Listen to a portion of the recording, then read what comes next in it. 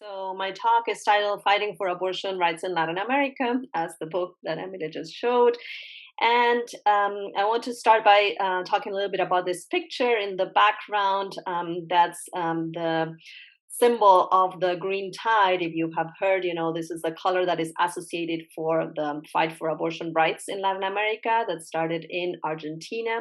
And the symbol is like these green bandanas that people carry with them, showing support for the movement and for legalization in their backpacks, in their on their hair and their wrists, and also in demonstrations. Usually, they lift the bandana at some point to show, support for this movement. So we'll talk about this particular campaign more in detail. So let's start with the outline. I'm going to start with a brief overview of abortion legal status in Latin America, in the whole region, just to give you a sense of where we stand at this point, of what is going on in the region as a whole. But my research is in particular on abortion reform in the Southern Cone in Argentina, Chile, and Uruguay. So all my framework is going to focus in explaining, why some of these countries actually legalized abortion and why haven't, focusing and picking up on everything that I did for the book. However, the book was published in July of 2020, and the case of Argentina shifted in December of 2020. So I want to also address the particular case of Argentina that was left, outside of the book because of time issues, and also try to see, so did my framework explain the changes in Argentina? What are the variables that change within that theoretical model to allow legalization in 2020 that it didn't allow for it in the previous years that were analyzed in the book? And then finally, open up for questions from the audience to see if they want to go more in depth in any of the countries or have any general questions. So let's start with the legal status of abortion in Latin America. So we have a wide range of laws regulating abortion in Latin America. The more strict countries actually have a total ban. So there are 4 countries that still criminalize abortion under all circumstances. These are Honduras, El Salvador, Nicaragua, and Dominican Republic. But what is interesting is that these criminalizations, are not remnants from the 19th century criminal codes. They have been quite recent in time. So these countries in the past had exceptions for abortion, but now in the past decades have chosen to eliminate those restrictions, to those exceptions, and actually pass more restrictive legislation. So we're going to see that is one of the trends that is present in Latin America at this point. Then the bulk of Latin American countries are within these 2 groups, in an in-between situation in which they have some legal exceptions. The most minimal legal exceptions are the countries that only allow abortion in case of the risk to the life of the pregnant person. Those are Venezuela, Paraguay, and Guatemala. And then there's a large number of exceptions where most of the countries, lie in this categorization, that they combine some of these, and this include, the different exceptions. There's risk to the life, risk to the health of the pregnant person, rape, incest, and fetal malformations. And here we can see Brazil, Peru, Ecuador, Costa Rica, Bolivia, Panama, and Colombia and Chile. I mentioned, the specific years just to show you when they moved from a total ban, Colombia in 2006, to a system of exceptions, and Chile quite recently, only in 2017. Until that year, there was a total ban in Chile. And then finally, we have, the final group that actually had legalized abortion that has been increasing in the last decade or so. And one characteristic that I want to highlight is that when abortion actually is legal on demand during the first trimester, it is actually provided for free in public hospitals in all the cases. So that's, important in terms of accessibility, particularly when we compare with the situation in the US, which is not the case. So Cuba since 1965. Mexico has a particular situation because they regulate abortion at the state level. So actually the whole country is a patch of some states that allow abortion on demand and some states that don't. So we have Mexico City that started and pushed for the first legalization of abortion in 2007. And since then, 4 other Mexican states have continued. Then Uruguay in 2012, that will be one of the cases we'll be talking about, and Argentina in 2020. So if we look at this, the status of these laws, we can definitely see 2 trends in Latin America. One, strong push for criminalization that is focused mostly in Central America and the Caribbean, and one push for legalization that has like a stronghold in South America, particularly in the Southern Cone, if we can see, the cases that fall there. And then, there's Mexico, which, as I said, we can see both of the trends playing in that country, with some states reacting and having pushing for a backlash against the legalization of abortion in 2007 in Mexico City and passing more restrictive legislations. And then more recently, some states actually following Mexico City, with the final being the state of Coahuila, that we can also discuss a little bit later if anybody's interested, and how the Supreme Court ruled that it is illegal to criminalize abortion, and that will have like a strong precedent for the rest of the country.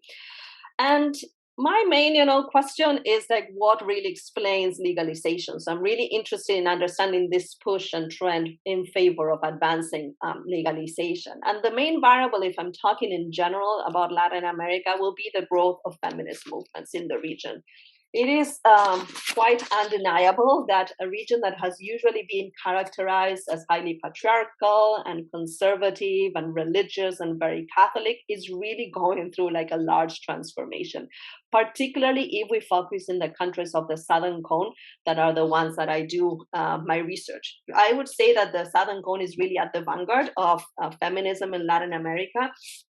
And we not only, in terms of abortion, such as, the movement that started in Argentina with this green tide that have spread, and now we see in these like green bandanas everywhere in the region, but even in terms of other feminist issues like fighting against femicide, the assassination of women because of their gender, that has been like a strong issue in most Latin American countries. We have a very strong movement also coming from Argentina, the Ni Una Menos movement, that has also been, taking lessons and expanding throughout the region. We have, the movement to fight against sexual violence in Chile. I don't know if you have seen the performance of Un Violador en Tu Camino, a rapist in your path, that has been replicated in countries and countries all over the world and translated to so many languages. So we see like a space of so much creativity and innovation within feminism in these countries that I think, generally really starts explaining why we're starting to see this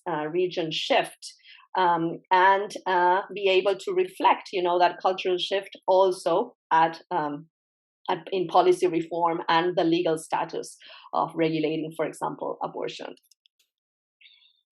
So now I want to focus, with this introduction, I want to focus on specifically my research of abortion reform in the Southern Cone. As I was saying, my research focuses on this region, which, has been quite active on this topic. I chose these 3 countries because they're quite similar in many aspects, and especially, when I started this research was around 2007, 2008, in which the 3 countries are culturally quite similar. They are more, the countries that share more or less a high human development index within the region. Politically speaking, also they share like a lot of commonalities in terms of political processes. Starting in the 1970s, all fell under a military dictatorship, later to have a democratization process in the 80s, have a neoliberal era during the 90s, and later be part of like what is called the pink tide, or the coming to power of left-wing governments in the first decades of the 21st century. So we see a lot of, common trends. However, when I started this research, they really were at very different stages in how they regulated abortion. At the time, none of them had legalized abortion, but Chile had a total ban. Argentina and Uruguay had a system of exceptions, but Uruguay was very, very close to legalizing when I started researching. So I was really puzzled by this difference, why countries that share so much in other areas have decided to, regulate in very different ways. And the movements to push for legalization were at very different stages. So at the core of my research is really social movements for abortion reform. I really place the movement at the center in trying to understand how they organize, what frames they use, what strategies they have. Because mainly when I was doing all these interviews and research, I really saw that, like, if there was no movement that really pushed for abortion legalization, this was an issue that was not picked up by anybody, by no political parties, by not any other actor. So it was like really central. And I was really interested in understanding, if this moment that is known as the pink tide of these left-wing powers coming to left-wing parties coming to power in these countries during the first 2 decades of the 21st century, did these make a difference? Now that we have a party in power that should be much more sympathetic because they have like a progressive stance in so many issues, how are they going to work with these campaigns and movements that are organizing for abortion reform? So I was really interested in analyzing that interaction. Are they going to cooperate? Are they not going to be? Is there going to be easier for reform or not? So that's why I really set up these 3 cases during the pink tide, and trying to look what are the movements doing, how they are interacting with the governments in power. So what I found and what I argue is that in each of these cases developed a different path of interaction between the social movements and the left-wing governments. So we see a close collaboration between the movement and the Frente Amplio, the Broad Front, was the left-wing party that was in power in Uruguay during this period, which ended in legal abortion reform in 2012. I see, a moment of cooptation from the left-wing party, the Socialist Party of Michelle Bachelet, that is in power during this time.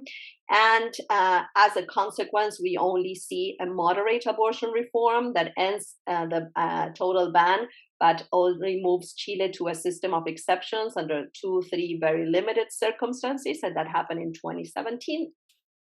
And then what I see in Argentina, and this I have to clarify, this I'm talking during the year 2003 until 2015, I see a large indifference between coming from the government, of this left-leaning government, towards the campaign for abortion reform, and as a consequence, no abortion reform at all. So again, classifying is saying and stating that we're talking about Argentina in this moment. Later, I'm going to talk what changed for 2020 to happen and for legal abortion to actually be passed in Congress. So what conditions influence these 3 paths? So what variables do I have to be looking into to understand why in Uruguay we ended with abortion reform and such a joint work between movements and the left-wing government, and then in Argentina, nothing of this sort happened at all? So these differences are explained by different variables. The first one that I look is the strength of that social movement, the strength of the campaign for abortion reform in each of the countries. And I will, very briefly, we don't have time, I guess you can read the book if you're interested in that, say that I usually measure, the strength of the social movement, looking at the number of organizations, the number of demonstrators that are able to be in the streets supporting that demand, the support from the key social actors, like unions, doctors' associations, universities, the visibility that the movement has in the media, and then the public support that they receive. And then I'm also going to look at the other side, the institutional variables. I'm going to be looking at the party system's institutionalization in each of the cases, and in particularly the characteristics of the left-wing party that was in power, because these actually were all left-wing parties or left-leaning parties in the case of Argentina, but like of very different characteristics and institutions inside the party. And in terms of institutions, I'm also going to be looking at the power that the Catholic Church has, like in each of the countries, in that competition and contention that they have against, the feminist movement. So I'm going to be looking in terms of power at the power that the Church has in society, in terms of the percentage of the Catholic population and the practicing population. I'm also going to look at the legal status of the separation of church and state. And also I'm going to look at the informal channels and the relationships that the Church had with political and economic elites. So not only, the formal legal status of separation of church and state, but also those informal relations. And finally, at the level of individual variables, I'm going to be looking at the executive preferences. In these countries that have strong presidentialist systems, it's always really important to take into consideration what is the president's position around abortion in this case, because it will have like a strong influence in what is allowed to be discussed, what is allowed to be passed in Congress, even though there have been differences across the three cases in this variable as well. So let me tell you briefly a little bit of how each of the cases fit within these variables. So we started with Uruguay. We have also a picture of some of the performances here that the movement was organizing to push for legalization. So in Uruguay, we definitely had a strong social movement. Of the three cases during this period, again, and I qualify during this period, this was the strongest movement. They have been very effective in making abortion an issue of discussion in society as a whole, introducing it in the political agenda. They had, a national coordination that grouped like 10 of the most important women's organizations of the country. They really received support from doctors' associations from the get-go in 2001 when they launched this campaign. They had the support of unions, of universities, of the LGBT movement. And the issue in particular of doctors I want to emphasize because it's quite different in the other countries. Since most of these campaigns will define the issue of abortion reform as a public health issue, as a threat to the public health issue because of the number of women that would die because of unsafe abortions, this was really key to have the support of doctors legitimizing, this claim. So this happened in Uruguay very early, and it didn't happen in the other cases. So that is also part of understanding. There was a strong media presence of the movement as well. They actually launched a particular campaign. They were quite organized in how to deal with the media. They had TV spots. Just think that they started around 2001, this campaign. So, for example, they didn't have initially a strong social media presence, but as years go by and social media becomes like more relevant, they will also, develop a strong presence there. In terms of the party system, Uruguay has a highly institutionalized party system, and one of the characteristics of being a strongly institutionalized party system is that parties are programmatic, meaning that parties define themselves in ideological terms. So we have parties on the left, on the center, and on the right.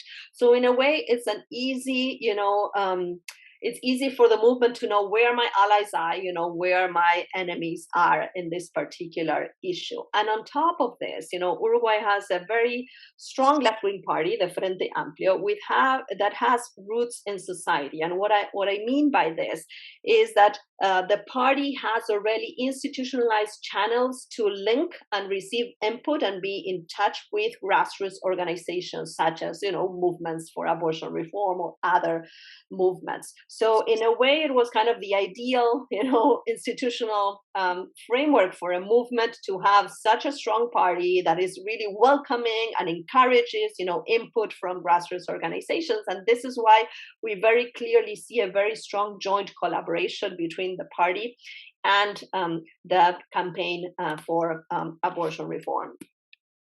In terms of the power of the Catholic Church, this is the weakest national church that we see in my cases, and I will dare say also in Latin America. Uruguay is the most secular country in the whole region. The percentage of people that actually practice Catholicism goes as low as around 12%. That is like quite low for the region. There's also no religious party. There's no party that is associated with the Catholic Church. There's a strong separation of church and state, and no strong relationships between the political and economic elites and the church. So in a way, for Uruguay, it's such an ideal case that like the question many times is like, what took so long? Not why they legalized abortion. It's like, given so many of these characteristics, this should have happened earlier. So many times we try to explain, the opposite. Finally, in terms of executive preferences, maybe, it starts answering some of the questions, because there was some opposition coming from the first president from the Frente Amplio, Tabaré Vázquez, who was personally against abortion. And he also, acted upon that opposition, because there was a bill in 2008 that was approved by Congress legalizing abortion on demand, similar to the one that was finally approved, that ended up being vetoed by President Vasquez, even though, the bill had been supported and part of the platform of his own party. So it was, quite atypical. So it took the coming to power of Jose Mujica, the following president, also from the Frente Amplio, who, despite not being particularly, working towards legalizing abortion or in active support of it, he presented no obstruction of the process and said that he will respect whatever Congress decide. And that is when in 2012, abortion is passed in Congress and receives no veto and is finally decriminalized in Uruguay. So what happened in Chile? Well, in Chile, we will have, and here we also have like a picture of some of the material from the campaign that was pushing for some exceptions to the total ban. In Chile, we will have the weaker social movement of these three cases. At the time, again, the Chilean movement for abortion reform has grown exponentially, I would say, these past 3 years. So at this time that we're talking about, it was still quite weak. It was still divided. There were some organizations that were not completely aligned with the issue of legalizing abortion. There was also divisions among, should we go for a moderate strategy of a system of exceptions? Should we go straight for legalizing abortion on demand? So there were like lots of issues within the different organizations that dealt with reproductive rights to come together and organize on their own. So that is already interesting to think about. They really didn't have much support from key social actors, no universities, no unions. Doctors actually were actively organizing to oppose abortion legalization. So they had also that hurdle. They received some support from some midwives organizations.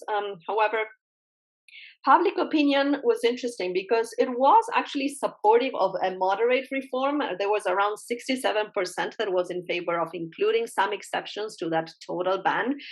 But the support for legal abortion on demand was quite low at the time, was around 22% only. And at the same time, the strategy of those that opposed abortion was to say that supporting this moderate reform will lead to a slippery slope into, a total legalization of abortion. So that also scared a lot of people, that even though they were supportive of some flexibility and would be against legalization on demand. There was no strong presence in the media or in the streets, so we really still have like a quite weak movement during this time. The party system, while it was highly institutionalized, also Chile has very clearly parties on the right, the center, and the left. It is interesting that the left-wing party is quite different to that Frente Amplio in Uruguay.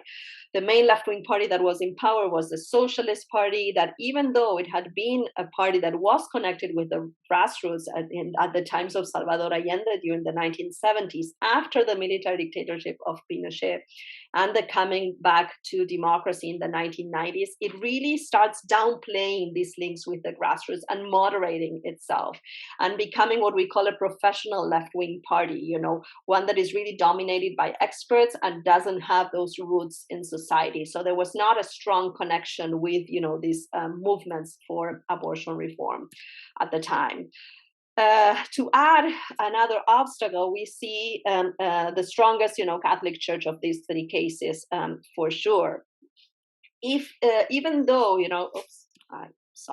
even though the level of religiosity of the population is not that different from that of Argentina, what we do see is a quite conservative economic and political elite in Chile, much more than those in Argentina, and of course those in Uruguay, and a church that has a lot of outreach and relationship with these elites. Just like to give some examples, the church will have links to both the right-wing parties and the coalition coalition that is governing in the left-wing party. In the right, there's two parties that actually, embrace the position against abortion from the church, but also in that left electoral coalition that initially was called Concertación, later Nueva Mayoría, New Majority. It kept changing names throughout the years. One of the parties that ruled together with the Socialist Party were the Christian Democrats, which are a center-left party that is affiliated or supports the Catholic social doctrine in all these issues and opposes abortion. So no matter who was in power, whether the right-wing coalition or the left-wing coalition, the church will have, a strong input and influence on those in power. To add to this, the church also has strong connections with economic elites. At the time, for example, just to give some data, two of the main media CEOs during this time were part of conservative Catholic organizations such as the Opus Dei and the Legionaries of Christ. So this is, just to give some information about the reach that the church will have with both political and economic elites. Finally, we look into executive preferences. And Michelle Bachelet had two terms, coming from the Socialist Party. She became the first woman president, increasing some expectations in terms of, gender policies. But during the first term, she actually was still, not as strong within her electoral coalition, and she was, governing also as part of a coalition that the Christian Democrats were present. So she purposefully left abortion out of the government agenda. So the executive preference were definitely opposed to changing the total ban on abortion. During her second term, that she comes and has a much stronger position, she decides to include this issue in the governing agenda. However, because the balance and the negotiations within her electoral coalition were so delicate, this is why she decides not to include the movement in the discussions, in the drafting of the bill, in the whole process, and prefers to control it pretty much top down, so that it is possible that the moderate reform will be able to pass and not be vetoed by the Christian Democrats within her coalition. So in a way, we end up with a quite moderate reform, even more moderate than what the moderate movements were proposing, because it will only allow abortion, the 2017 reform, when there's risk to the life of the pregnant person, in terms of fetal malformations that are incompatible with life outside the womb, so like very, very limited cases, and in cases of rape. So what happened to Argentina? And again, I insist that we're talking Argentina during the pink tide, that this goes from 2003 until 2015. So much earlier than like the Argentina that we see starting in 2018, that I will mention later, is like the key year in which things are starting to change. So during these times, there are, three administrations during this pink tide, and there was no abortion reform. The law in place was that of a 1920s criminal code that allowed legal abortion only when there is risk to the health or life of the woman and in cases of rape. The movement at the time was, moderately strong, I would say. The campaign to reform abortion had been launched in 2005. So by this time of the pink tide, they're growing, they're raising more awareness, but they're still, very far from what this green tide became in 2018. So, if we transport ourselves to that time, they were not as visible in the media as they were later. Only the left-wing parties, the left-wing newspapers were reporting on what was going on with the abortion campaign. Mainstream media was not on top of what the movement is doing. We see an organization, that is growing, but still, needs to, consolidate and take more time to grow.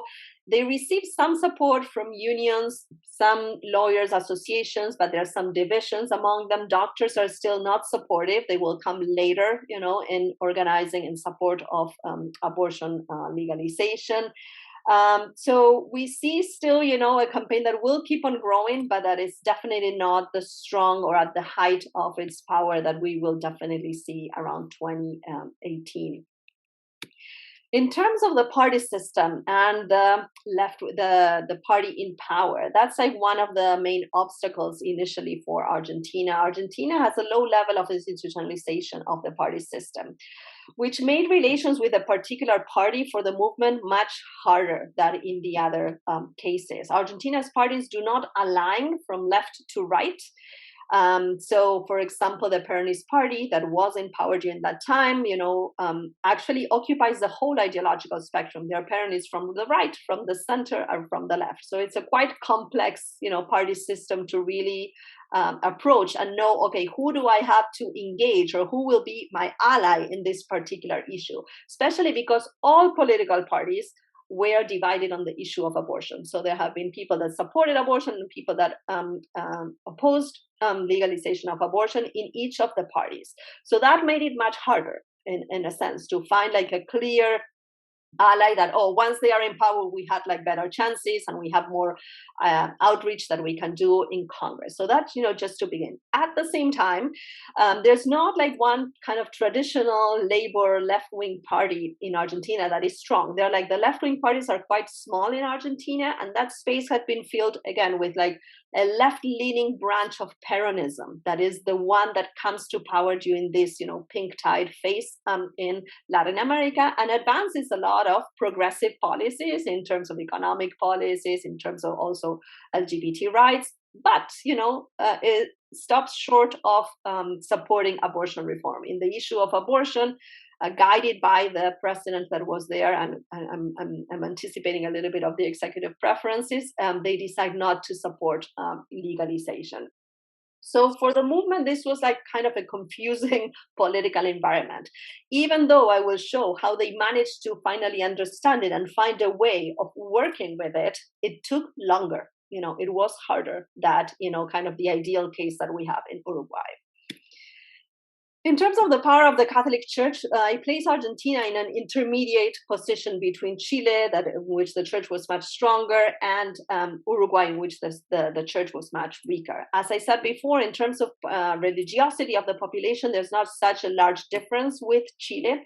However, the main difference with Chile is the relationship that in Chile the church had with political and economic elites, that this is not definitely as strong in Argentina. In Argentina, there are no Catholic affiliated parties.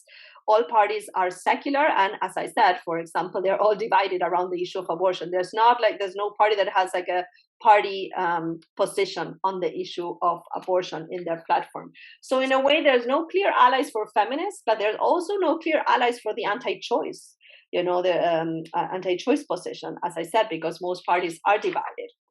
The business elites also do not affiliate with Catholic organizations, as we see in Chile. The only factor that really complicated things in Argentina was that in 2013, an Argentine pope is elected, Pope Francis. And that really created a strong obstacle during those initial years of him coming to power in the Vatican. It almost created like a race among politicians of who will get to meet with the Pope first, who will get that picture with the Pope and show that they are supported by this, quite strong person now that has been appointed to be the head of the Catholic Church, which meant that abortion during those initial years, was definitely not, top of the agenda of all these politicians that wanted to be like in a good light on the eyes of the church. Instead of executive preferences, we had, a strong obstacle in the case of Argentina.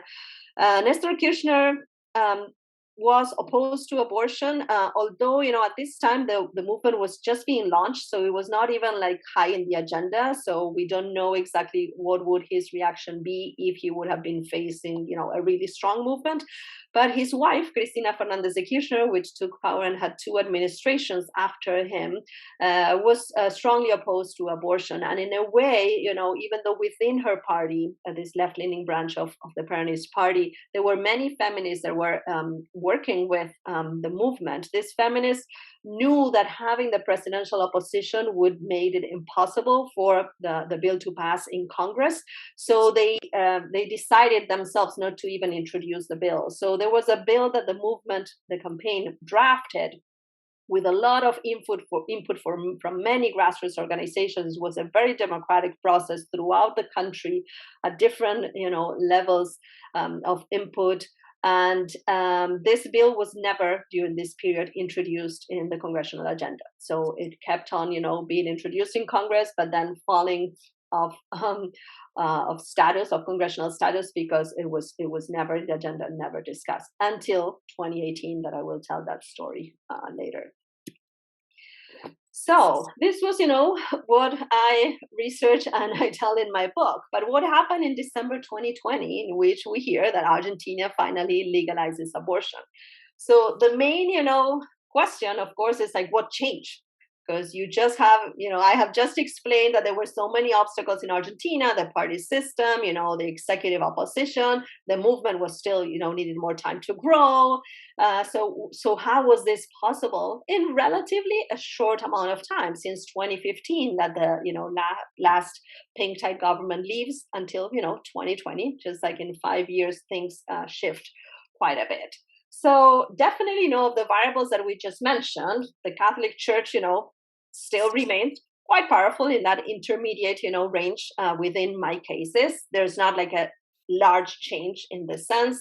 The party system also suddenly didn't become, more institutionalized. So those are variables that are still there. And in a way, the movement has to deal with that and see, okay, how do we work within these obstacles?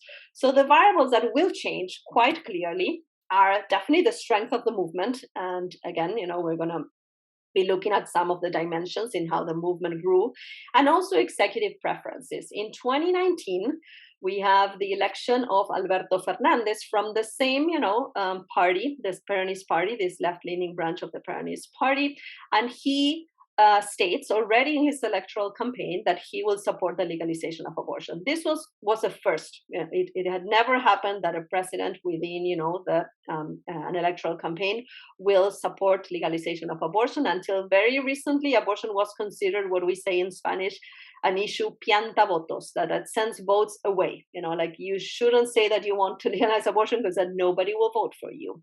And this finally, there's a presidential candidate that says, I'm in favor, and wins and becomes the president. So we have these two changes. But I'm going to argue that the exponential growth of the movement for abortion reform was the main force behind legalization in 2020. The presence of a president in favor of this demand eased the process. So I'm not going to lie. Of course, it made it easier to have the president's support, but would have not been sufficient on its own to achieve policy reform, as is actually also tied to the larger context of growth of feminism in the country. So actually, the fact that this was the first time that a president supported legalizing abortion, it's not because of his particular individual preferences, but it's because, he read the political and societal context quite well, seeing that abortion was not anymore an issue that will make you lose elections, but it can actually gain you the constituents of this growing feminist movement that was present, that have taken millions to the streets in 2018. So the key shift for me doesn't happen in 2019 with Alberto Fernandez coming to power, doesn't happen in 2020, but happened in 2018, before even the precedence of that supportive precedent. Again, at the same time, I acknowledge that it might have sped things up, but I don't think it's the driving force. I think that strong movement is the driving force behind legalization in 2020. So let's look at, we have a picture of one of the demonstrations that happened during 2018, which were, taking millions to the street. So that movement that was launched in 2005, by 2018 has become unstoppable. And now it's called the green tide, because it's really a tide in which you see that abortion has become an unavoidable topic of conversation in every single household, in every single TV show. There's, primetime shows that start discussing it, even in fiction, and actors talking about this. You see it everywhere. All the newspapers, social media, you see, teenagers carrying their green bandana in their backpacks to school. It's just like has invaded the whole society. So in terms of dimensions that I look into movement strength, we definitely see, a growth of number of organizations from an initial 300 organizations behind this movement. We have more than 550 by this time.